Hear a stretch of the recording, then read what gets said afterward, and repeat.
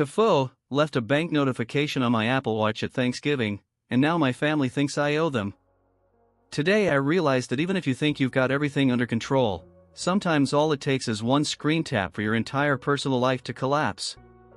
My name's Brian, I'm 34, living in Austin, working in IT. My family thinks I'm just a coder who lives in a one-bedroom and builds websites for pharmacies or whatever. In reality, I have $4.5 million in my bank account. Not because I won the lottery or scammed anyone. I just got lucky. I invested in a startup with some friends after college. We worked our asses off for almost 6 years. A year ago, a big company bought us out. I sold my shares and made more money than anyone in my circle could have imagined. But I decided to keep it a secret. Not because I'm paranoid, because I knew that if they found out, everything would change. Especially my sister Mandy. She has 3 kids, a mortgage, a husband who's either working or in between, tons of debt. In the past 2 years, she's asked me for money 8 times. Sometimes directly, sometimes under the hole just for a couple weeks. We're waiting on a payment thing. I never gave her much, $200, maybe $300 tops, and even that left a bad taste. So, Thanksgiving. My parents live in a Dallas suburb. We all got together, Mandy and her kids, my younger brother Zach, who I used to teach how to use the Xbox, now works in a garage and jokes he'll be in IT by the time he's 40. We're at the table, turkey, mashed potatoes, gravy, green beans, homemade pie, and Mom had been cooking all morning. A glass of wine, small talk about gas prices and a neighbor whose pool burned down. Yeah, I didn't get it either. I had my phone in my pocket but wore an Apple Watch. Thought it was convenient, steps, notifications, no need to reach for my phone all the time. Big mistake. At some point, I don't even remember what we were talking about, my wrist buzzed and the screen lit up. Mandy was on my left. She didn't mean to, but her eyes landed on the screen. Whoa! Is that your bank showing your account balance? Or is it like a game or something? At first, I didn't get what she meant. Then I looked at my watch and froze. On the screen, it said, "Your current balance is $4,524,312.14. Have a great day, Brian." Some automated morning notification from the banking app. I didn't even know that feature was on. I gripped my fork like a lifeline. Silence. Everyone looked at me. Mom put down her fork. Zach smirked. "Seriously, Brian? You won the Powerball and didn't tell us?" "It's not really. It's nothing. Just a notification." "Could be an error," I mumbled, hoping it'd fly. It didn't. Mandy wouldn't let go. "Brian, are you a millionaire?" "Well, we had a deal. I sold a part of the company I worked at. All legal. It's not a big deal." "For millions, not a big deal," she said, her voice tightening like she was holding back something. Mom frowned. Dad stopped eating. Even Mandy's kids stopped poking each other under the table. I felt hot all over.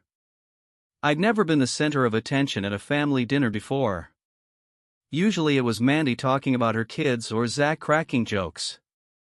Now all eyes were on me. After dinner, while I was helping with the dishes, Mandy came up. "Brian, you know how tight things are for us. Tom and I are drowning in 3 loans, the kids barely have basic health insurance. This money could change a lot. For everyone. You didn't keep this a secret for nothing, did you?" "I didn't keep it secret. I just didn't want things to get like this," I said. "Like this?" "What, me asking my brother for help, knowing he can actually give it? That's so awful?"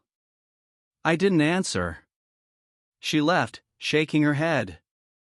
Later, Mom approached me by the front door. "Brian, we're not asking for much. Just, you could help out a little.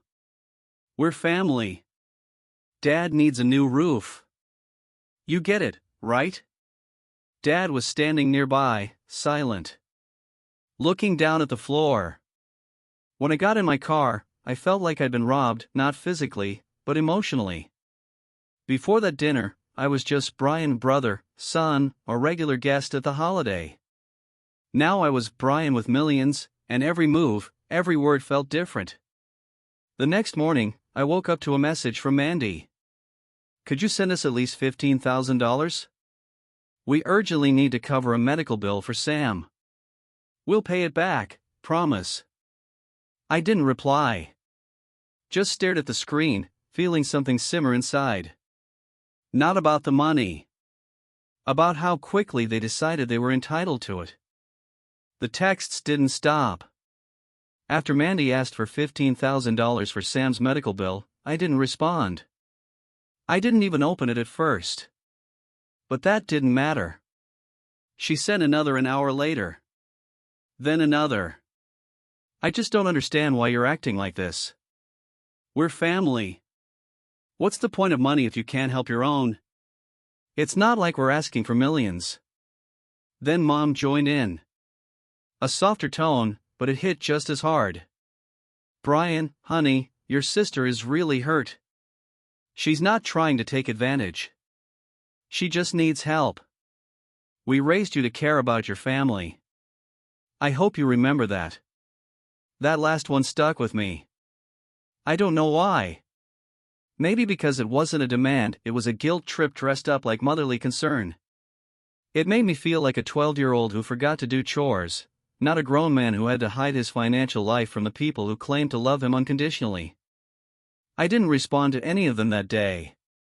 I spent the evening watching old episodes of Top Chef just to distract myself. But it didn't work. I kept thinking about how fast it all shifted. 24 hours earlier, we were eating pie and talking about local politics. Now I was the secret millionaire who owed everyone something. 2 days later, Zach called.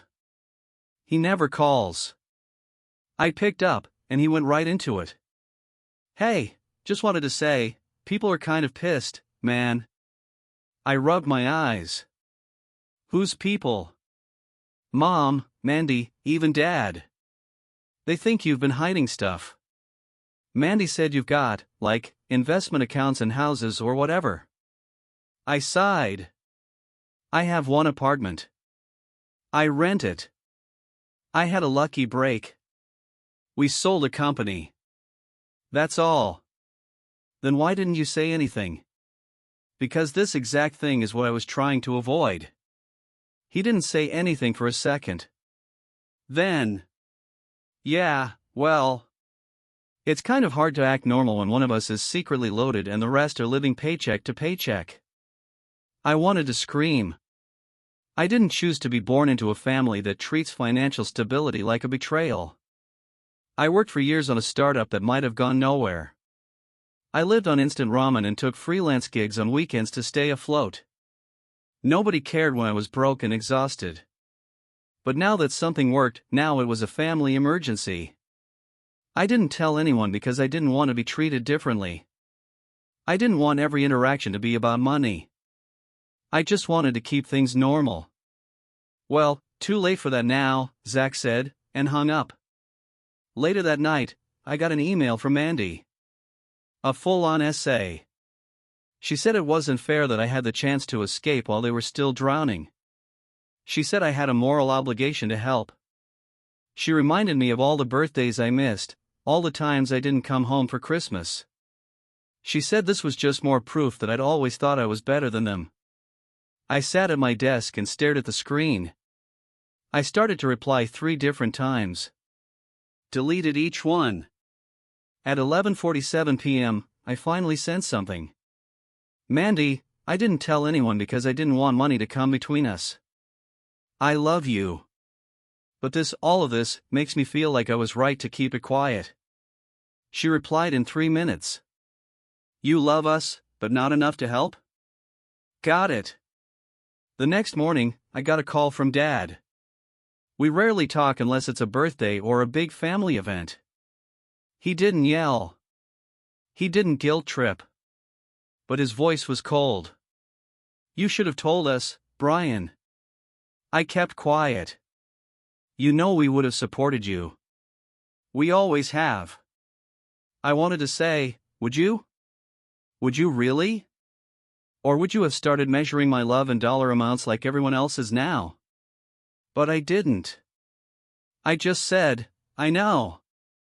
Then came the bombshell. Your mom and I talked. We think you should help Mandy with the house. Just enough to get her back on track. I nearly dropped the phone. You mean give her money? Loan. Gift. Whatever you want to call it. She's your sister. I paused. What if I say no? Silence. Then I think your mother would be very disappointed. And frankly, so would I. I hung up shortly after. I lay awake most of that night. I kept thinking about what I could have done differently. Should I have lied and said the notification was fake? Should I have told them sooner, on my own terms? Or would it always have ended up here? That week, I started getting Facebook messages from cousins I hadn't spoken to in years. One of them asked if I could invest in a lawn care business. Another said they were starting a podcast and needed equipment. I deleted my Facebook the next day. By Friday, Mandy posted a passive-aggressive status. Funny how some people suddenly get amnesia about family once they make a little money. I didn't reply. But I screenshotted it. I used to think that keeping my financial life private was smart. Now I wasn't sure if it was cowardice or wisdom. Either way, the damage was done. By the end of that week, the tone had changed. The begging turned into expectation. The questions turned into statements. It wasn't "can you help?" anymore. It was "you should help." It started with Mandy. Again. She sent me a spreadsheet. An actual Excel file. Subject line, "What we need to get back on track." There were columns for mortgage arrears, credit card debt, medical bills, car repairs, and something labeled school needs which, judging by the price, included either a laptop or a small spaceship. The total? $48,300. I didn't even respond. I just stared at it and closed the email. 2 hours later, she texted. I'm not asking for a handout. I'm giving you a clear picture. Isn't that what you rich people want? That night, I got a call from Mom again. Same soft voice. Different angle. Honey, your father and I talked. We think it would really help the family if you just gave everyone a little. Just enough to ease things up. How much is a little? I asked, already bracing myself. Well, Mandy has the kids. Zach's still renting. And we could really use help with the roof and maybe a new water heater. So maybe $30,000 each? I almost laughed. That's $90,000. It's less than 2% of what you have. It wouldn't even make a dent. I let the silence sit for a few seconds. Then I said, I didn't win the lottery. I worked for that money. I sacrificed years of my life for it. But you have it now, she said. And we don't. There it was. The logic that makes you feel like you're holding a life raft and watching your family drown. But no one remembers how long you spent building that raft by yourself. The next day, I got a message from Zach. Short, bitter. So now we're supposed to be grateful that you're ignoring us? Cool. Mandy, meanwhile, posted another status. This one tagged me. Some people have millions but can't even help their own niece get glasses. I got a DM from one of her friends, someone I met once at her wedding, asking if it was true I was hoarding wealth while kids in my own family suffered. That same afternoon, Aunt Linda called. I hadn't spoken to her since 2020. She launched straight into it. You know, Brian, your grandpa always said family shares. When he left me that car, I gave it to your cousin because he needed it more. That's what we do in this family. Hi, Aunt Linda. Good to hear from you too. You're being selfish. I'm just saying what everyone else is thinking. Apparently, everyone else now included cousins, in-laws, and people I barely remembered from childhood. I wasn't sleeping well. I kept waking up at 4 a.m. with my jaw clenched, my heart pounding. I'd scroll through Reddit or pace around the apartment, wondering if I should have just transferred $100,000 to shut everyone up. But I knew it wouldn't stop there. Then Dad called again. This time, he didn't ask.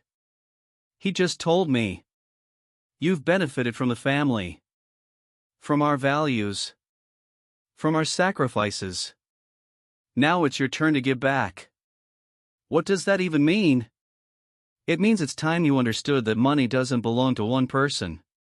It belongs to the people who helped raise you. Who supported you. That's real fairness. I was stunned. Are you saying I owe you? You owe the family. And there it was. The word I'd been dreading. Not help. Not gift. Not contribution. Oh. Suddenly, this wasn't about generosity. It was a debt. Not financial, but moral. They'd rewritten the past. Every hug, every ride to school, every childhood vacation, all part of some invisible tab they'd been keeping, waiting for a payday. Later that night, Mandy sent one more message. Look. I've done the math. If you gave each of us $100,000, you'd still be a millionaire. You wouldn't even notice it. That was when something broke in me. I sat there, rereading her words, and I realized something terrifying. They didn't care how I felt. Not once had anyone asked how I was. How I was handling this. If I felt okay. If I was scared. Angry. Hurt. To them, I was no longer a brother, or a son, or a nephew. I was a wallet with a pulse. I didn't respond. Not that night. Not the next. Instead, I started making a list. Not of what I owed them, but of boundaries. Rule number 1, no money. Rule number 2, no explanations. Rule number 3, no contact until respect returns. I didn't know if I'd stick to it. I didn't know if it would make me feel better. But I needed to write it down. To remind myself that I wasn't the crazy one. They were. And they were getting bolder. It happened on a Sunday. 3 weeks after Thanksgiving. I hadn't spoken to my family since the last wave of messages. I muted the group chat, blocked Mandy, ignored Mom's calls, and turned off read receipts. Just to breathe without guilt every time a notification popped up. I tried to live like nothing had happened. Work, buy groceries, watch YouTube, act like my world hadn't split in half. But it didn't work. The silence didn't feel like peace. It felt like something coiled, waiting to strike. Then came the letter. A real, paper envelope. Postmarked from my parents' address. I recognized Dad's handwriting right away. I stood in my kitchen holding it like it might hurt me. When I opened it, I almost wished it had. It started with Brian. No son. No love, Dad. Just Brian. 2 pages, front and back. He said he was disappointed. Deeply. That I had betrayed the values I was raised with. That I'd always been a little distant, but this was something else. A line crossed. A betrayal.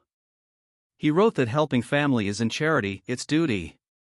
That in our house, we shared everything, even when we barely had enough. That I had become someone who measured love in decimals and percentages. And then came the sentence that knocked the air out of me.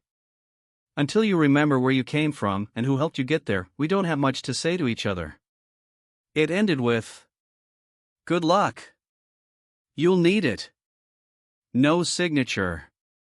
No dad. Just that. I stood in my kitchen, reading that last line over and over. Good luck. You'll need it.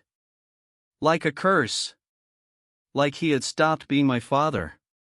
I stayed still for over an hour. Then I sat. Then stood again. It felt like I'd been cut off, clean, cold, and final. And still, part of me wondered, was he right? Had I really chosen money over them? But no one had ever asked how I was. No one wondered if I was okay. No comfort. No care. Just invoices, pressure, and guilt. Later that night, I opened an old photo album. I hadn't touched it in years. Birthdays, holidays, school photos with a bad haircut. My dad holding me at the beach, when I was maybe 5. He taught me to ride a bike. He carried me to bed when I fell asleep on the couch. Now he wouldn't speak to me unless I paid for the privilege. The next morning, I got an email from my cousin Jamie. She wrote, "I heard what happened. Just wanted you to know, some of us don't agree with them." I stared at the screen. I didn't think anyone was on my side. I replied with just 2 words, "Thank you." Later, Mandy's daughter messaged me. She's 14. "Uncle Brian, are you mad at us? Mom says you hate us now." That's not true, right? I felt something twist inside. She wasn't part of this. None of the kids were. But I couldn't reply. What could I say? That I loved her but couldn't deal with her parents? That opening the door again meant welcoming all of it back in? I left the message unread. Later that day, Mom called again. I didn't answer the first 3 times. On the 4th, I picked up. She asked if I got the letter. Said my father meant what he wrote. That I could still fix this if I just made one small gesture. Something to show that I cared. But I do care, I said. I just can't be their ATM. She said I was being dramatic. No, I said. I'm being careful. For once. Then came her last words before hanging up. I hope that money keeps you warm at night. That stuck with me, not because it was cruel, but because she believed it. That I chose numbers over people. That I was cold, selfish, alone by choice. Maybe I did choose. Or maybe I just got tired of proving I'm worth more than my bank account. By December, the family split was official. Nobody said it out loud, but you could feel it. Every silence meant something. Every relative had picked a side. Mandy blocked me on everything. She said I'd made my choice, and she was done pretending I was still part of the family. I hadn't even responded to her last email, a final demand disguised as closure. Zach was somewhere in the middle. He didn't block me, but he didn't reach out either. He posted vague tweets about snakes in the grass and fake loyalty. I didn't ask if they were about me. I didn't have to. My parents? Radio silence. Since the letter, nothing. Not a text. Not a voicemail. Christmas came and went. No card. No call. It was the first holiday I spent completely alone. I cooked dinner for myself, drank wine in silence, and scrolled through family photos I wasn't tagged in. Then came the cousins. Half of them ghosted. The other half sent messages like, "I don't agree with how harsh they're being, but maybe if you just helped a little," which wasn't support. It was a nudge. A softer kind of guilt. Only Jamie stayed neutral. She sent me a photo of her and her dog wearing reindeer antlers and wrote, "Merry Christmas. I hope you're okay." That message made me cry. I hadn't cried through the threats, the insults, the guilt trips. But that small, undeserved kindness cracked something in me. For days, I couldn't focus. I'd sit at my desk and stare at the same email draft. The one where I was trying to say everything, that I still cared, that I never meant to hurt anyone, that I didn't know how to make it right without destroying myself in the process. I never sent it. Instead, I wrote down a question and taped it to my wall.